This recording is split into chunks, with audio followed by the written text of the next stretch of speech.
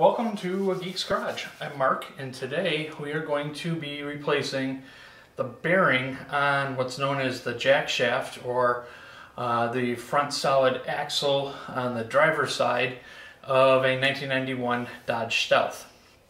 If you've ever seen, or if you've seen some of my previous episodes, you'll know that I took this car apart about a year and a half ago. When I did take apart the CV axle on the driver's side, I took the whole piece out, including the axle hanger, and had a real heck of a time trying to actually separate the old CV axle from the solid axle, or the jack shaft. Eventually I had to send it off in order to get it separated, because I could not get the two pieces separated. And in me attempting to separate them, I ended up doing some more damage to the bearing, and quite frankly the bearing was already shot. The car's got 120,000 miles on it, so it was time for the bearing to be replaced anyways. So I got a new bearing kit from 3SX, and I'm going to go ahead and show you the steps that I use to get the old axle, straight axle out, the old bearings out, and then press everything back together. And to do that, I'll be using my brand new lovely Central Machinery 12-ton press that I just got. Hopefully this will be enough power. It should be. To get the job done. I did actually make an attempt to do this without a shop press, using a rubber mallet, trying to pound out the straight axle, and that didn't go very well. And before I did any more damage, I figured it was just better to go out and get myself a shop press, so that hopefully I can press these bearings and the parts out, and then start everything back over again and put it all back together. So with that, let's see how this goes.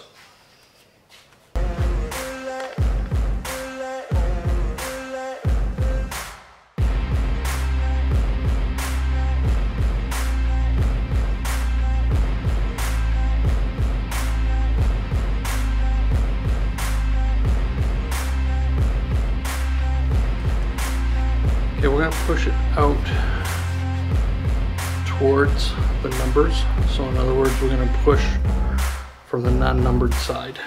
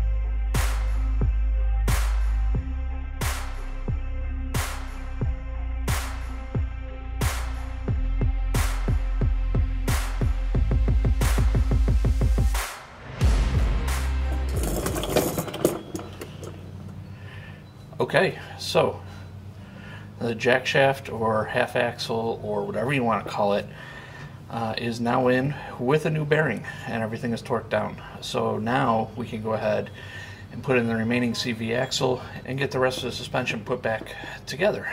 So let's go ahead and do that.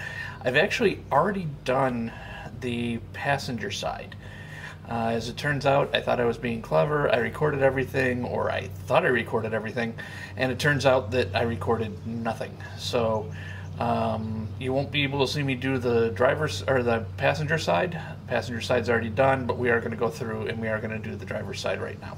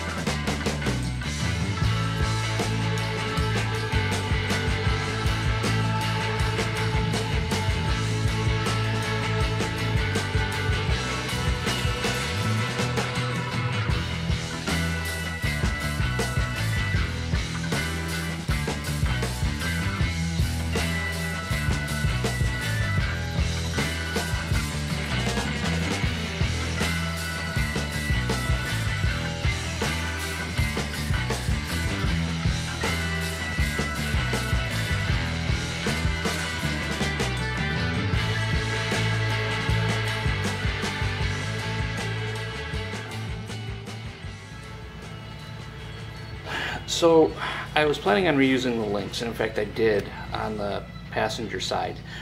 Went to go put this one on, and it is extremely stiff to move. And this side, the seal is actually broken.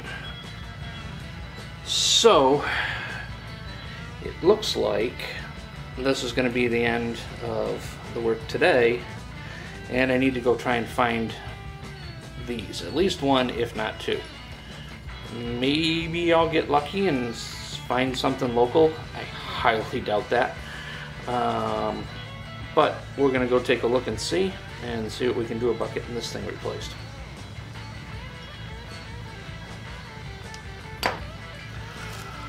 Almost. So as it turns out, they actually had the sway bar links at the local store. So I was able to get two of them, believe it or not, and I can finish this part up. So here we go.